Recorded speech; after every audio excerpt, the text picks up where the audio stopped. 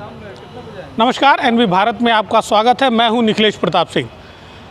लोकसभा चुनाव को लेकर जिस तरीके से सरगर्मियां तेज हो गई हैं, अभी एनबी भारत पहुंचा है मेडिकल कॉलेज रोड पर। और आपको बता दें कि कभी यह रोड सिंगल वे का हुआ करता था और इस रोड पर काफ़ी रश हुआ करता था, काफ़ी भीड़ भाड़ रहती थी, जल जमाव की समस्या रहती थी। लेकिन पिछले 5-7 सालों में इस रोड का कायाकल्प हो गया, काफ़ी बदलाव हुए।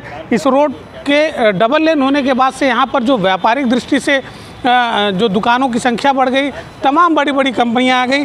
हमारे साथ यहाँ के स्थानीय लोग हैं, हम उनसे बात करेंगे कि वो डेवलपमेंट को किस आधार पर देखते हैं। क्या ये जो डेवलपमेंट हुआ है ये योगी सरकार की देन मानते हैं या फिर पूर्ववर्ती सरकारों में भी इस तरीके का था कुछ? नहीं, ये तो पूर्व में जो सरकारें थी उसी समय था क्या कि उत्तर प्रदेश की हर जिला मुख्यालय जो है 4 लेन से जोड़ने का महामायोजना में था, तो उसकी देन है, हो गई।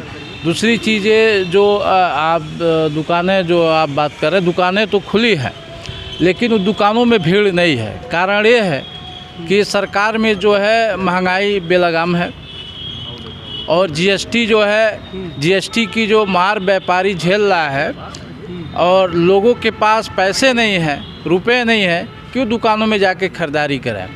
तो हालत तो देखिए ठीक नहीं है। और इस सरकार में आप देख रहे हैं व्यापारी परेशान है, जो युवा है पढ़ लिख के जो बेरोजगार हैं, सरकार तो नौकरी देने की वादा करती है, वांट निकालती है, लेकिन जैसे वांट निकलता है माफियाओं और सरकार के कुछ चुनिंदा नेताओं से साठगांठ करके उसको लीक कर दिया जाता है और वो परीक्षाएं रद्द हो जाती है।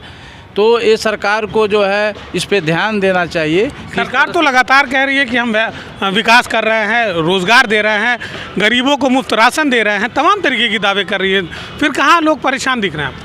मुफ्त राशन किसको चाहिए? मुफ्त राशन तो उसको चाहिए जो सबसे गरीब है। यानी जो राशन देने की जो संख्याएं बढ़ी है, ये संकेत देता है कि जो है इस ज़िले और प्रदेश देश में जो है गरीबी बढ़ी है। और रोज़गार की जो बात है, कहाँ योगी जी रोज़गार दे रहे हैं? जैसे रोज़गार की वारंट निकलेगी लिख करा देते हैं, तो उसमें कलेक्शन जो है, जो फीस और जो आने जाने का जो बोझ है, वो भी तो बेरोजगार व्यक्ति जो है झेल रहा है। क्या आप अपने साथी की बातों से वाकिफ़ हैं? सर, इन्होंने कहा कि सरकार, इस सरकार में लोग काफ़ी परेशान। नहीं, परेशान तो हैं, लेकिन कई इनके ये भी रहे हैं, तमाम डेवलपमेंट के कार्य भी हुए हैं साथ साथ में। लेकिन रोज़गार की जहाँ तक बात है, हमें लगता है कोई भी सरकार रोज़गार आपको सारी प्रोवाइड नहीं करा सकती है, क्योंकि ये संभव नहीं है कि जितनी वैकेंसीज निकलती हैं, लेकिन यहाँ पे पर्चा लीक और ये सब, आज पुलिस भर्ती की और ये सारे पर्चा लीक हुए हैं, तो सरकार का इसमें ये है। तो ये जो लोकसभा चुनाव आने वाला है, क्या लगता है कि इन सब बातों का असर पड़ेगा? लोकसभा चुनाव पे किसान आंदोलन एक तो अभी चल रहे हैं, आप पे किसानों की बातें नहीं सुनी जा रही हैं। अभी व्यापारियों को भी काफ़ी घाटा हो रहा है, जीएसटी इनकम टैक्स का भी उनके ऊपर ये लगा हुआ है। लेकिन खाने पीने की चीज़ों पे भी जीएसटी लगा दिया गया है। इससे भाई आम पब्लिक पे प्रभाव पड़ता है इसका। आम पब्लिक चाहती है कि भाई खाने पीने की एडिबल चीज़ों पे जितने भी हैं डोमेस्टिक ये जो है वर्क्स, उस पर कम से कम ये टैक्स की कमी की जाए। बाकी चीज़ों पे ठीक है। बाकी इस सरकार में कुछ डेवलपमेंट के कार्य हुए हैं जो पूर्ववत सरकारों में ये सब पास हुए थे, लेकिन धरातल पे लाने का कार्य यहाँ की सरकार ने किया है। जैसे रोड चौड़ीकरण हो गया, ड्रेनेज की व्यवस्था हो गई, नाली की व्यवस्था हो गई, इन सब चीज़ों पे इन्होंने कार्य किया है। ऐसा नहीं है कि इसको नकारा जा सकता है कि डेवलपमेंट नहीं हुआ। क्या लगता है चाचा जी, आप भी मतलब 50-60 की उम्र के हैं, क्या परिवर्तन आपको लगता है? नहीं, रोड और सड़कों पे और शहर के विकास में, लाइट में, सब चीज़ों में तो बहुत ज़्यादा परिवर्तन हुआ है। गुंडागर्दी बहुत कम हुई है। पहले आम जनता के बीच में राइफ़ल और रिवॉल्वर लेके लोग देखे जाते थे, आज की डेट में कहीं रिवॉल्वर राइफ़ल वाले सड़क पे नहीं दिखाए जा रहे हैं। वो आम जनता, महिलाओं सुरक्षित हुई हैं, रात के 9-10 बजे वो खुलेआम घूम सकती हैं, जो कि बाकी सरकारों में नहीं संभव था। और बाकी सारा कार्य वो कर ही रहे हैं, रोड चौड़ीकरण होना और सभी उस मार्ग से हम लोग जा ही रहे हैं। बाकी रही बात आने वाले चुनाव में, तो पूरी उम्मीद की जाती है कि उनको आना चाहिए। बाकी रहा किसान आंदोलन, तो राहुल गांधी भी लगातार संघर्ष कर रहे हैं, अखिलेश यादव भी संघर्ष कर रहे हैं। अभी कल ईडी का संबंध भी पहुंचा अखिलेश यादव के वहाँ। लगता है कि राजनीतिक द्वेष की भावना से कार्य किया जा रहा है? अब राजनीतिक देश की भावना से कार्य किया जा रहा है या ना किया जा रहा है, जो गलत है उसके ऊपर तो लगाम लगनी ही चाहिए। और अगर वो गलत हैं तो लगाम लगनी चाहिए, नहीं गलत हैं तो पाक साफ होंगे। अभी तक वो गलत नहीं दिखे, ऐन वक्त लोकसभा का चुनाव है, अब वो गलत दिख रहे हैं। लगता है कि राजनीतिक द्वेष के तहत कार्य किया जा रहा है। नहीं, राजनीतिक द्वेष की तरह से तो नहीं है, लेकिन ये है कि इस सरकार में मैं ये देखा हूँ कि राष्ट्र हित में सभी काम अच्छे हुए हैं। थोड़ा ये बेरोजगारी की दिक्कत है, रोजगार की समस्या है। रोजगार की समस्या है। क्या लगता है, आप भी उम्र दराज हैं, तमाम सरकारों को आपने देखा होगा, लगता है कि जो आपके साथी लोग कह रहे हैं उनसे आप वाकिफ़ हैं? देखिए, मेरा एक ही कहना है कि सरकारों का काम होता है विकास करना, और आप केवल विकास करके ही जो है जनता को कुछ नहीं दे पाएंगे। जो 5 किलो राशन आप महीने भर में दे रहे हैं, 5 किलो राशन से क्या होता है? आप रोज़गार की व्यवस्था करिए, रोज़गार के साधन उपलब्ध कराइए, और हमारे जो बेरोज़गार बच्चे हैं उनको रोज़गार की गारंटी दीजिए। जैसा कि आपने कहा था कि हम नौकरियां देंगे, ये करेंगे, वो करेंगे, तो हवा हवाई में नहीं चलेगा। आप 5 किलो का राशन का लालच दे करके जनता को क्या दिखाना चाह रहे हैं कि हम आपको पोसेंगे 5 किलो राशन से? क्या लगता है कि ये जो लोकसभा चुनाव है इस पर इम्पैक्ट पड़ेगा? 5 किलो राशन के लालच में लोग वोट करेंगे या बिल्कुल करेंगे, बिल्कुल करेंगे। 5 किलो राशन जिसको मिलता है वो तो वोट करेगा ही। राम मंदिर का भी फैक्टर काम करेगा? राम मंदिर का फैक्टर बहुत काम करेगा।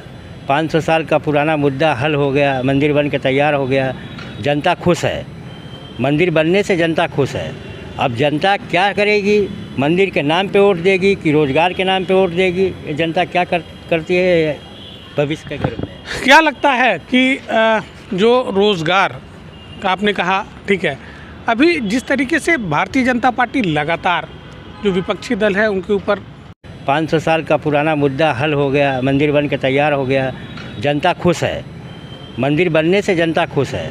अब जनता क्या करेगी? मंदिर के नाम पे वोट देगी कि रोज़गार के नाम पे वोट देगी? ये जनता क्या करती है भविष्य के घर में। क्या लगता है कि जो रोज़गार का आपने कहा, ठीक है, अभी जिस तरीके से भारतीय जनता पार्टी लगातार जो विपक्षी दल है उनके ऊपर तमाम तरीके से दबाव बना रही है, राज्यसभा चुनाव हुआ हो या फिर चंडीगढ़ का मेयर चुनाव हुआ हो, लोकसभा चुनाव में भी कुछ देखने को मिलेगा?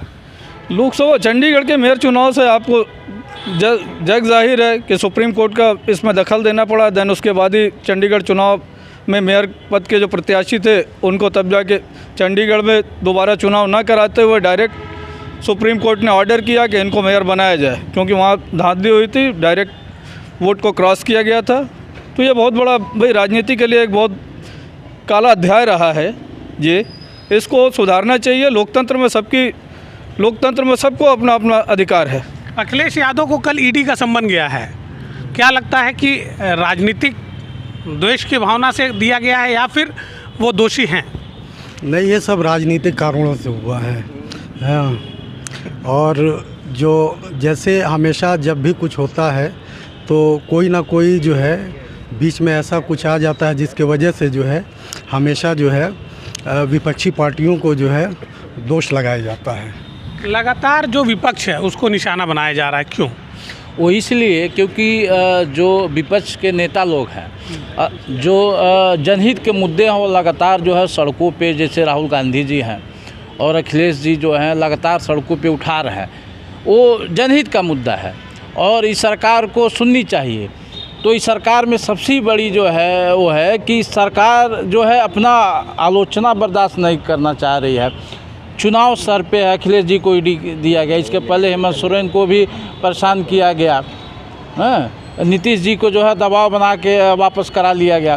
तो तरह तरह के हथकंडे जो है सरकार अपना रही है और लोकतंत्र को कुचलने का काम कर रही है। क्या लगता है मनोज जी? देखिए, ये सारी साजिश है। पूर्ववर्ती लोकसभा की जो पूर्ववर्ती सरकार थी उनकी पूरी तरह साजिश है।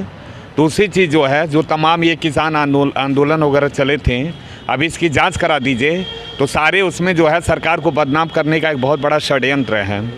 यहाँ अभी जितने भी लोग बैठे थे यहाँ पे सारे उद्योगपति थे। वो किसान आंदोलन नहीं था, वो केवल और केवल सत्ता पक्ष को बदनाम करने का एक सबसे बड़ा जरिया था। आपको बता दूं, इसके पहले भय, भूख और भ्रष्टाचार की लड़ाई थी। पहले लोग डरते थे, भूख की तादाद बहुत ज़्यादा बढ़ी थी, भ्रष्टाचार जो था वो तो चरम पे था। हमें लगता है कि अब ये साबित हो गया है कि सत्ता पक्ष मजबूत हो रही है और जनता जो है हमारी सरकार के साथ है। कहीं ना कहीं जो सरकार की बात है उसको लेकर भी लोग काफ़ी मुखर रूप से बोल रहे हैं कि जो वायदे किए थे सरकार ने उसमें वो कहीं ना कहीं विफल रही। जो रोज़गार, बेरोज़गारी और तमाम जो समस्याएं हैं वो अभी भी बनी हुई हैं। राजनीतिक दल, जो सत्ताधारी दल है, वो लगातार अपने प्रभाव का इस्तेमाल कर रहा है। ऐसे में जो चुनाव होगा, आगामी लोकसभा चुनाव होगा, वो काफ़ी दिलचस्प होगा। जो जनता है उसने मूड बना लिया है कि उसे क्या करना है, किन मुद्दों को ध्यान में रख के वोट करना है और वो किन पार्टियों को वोट करेगी। एनबी भारत के लिए गोरखपुर से निखिलेश प्रताप सिंह।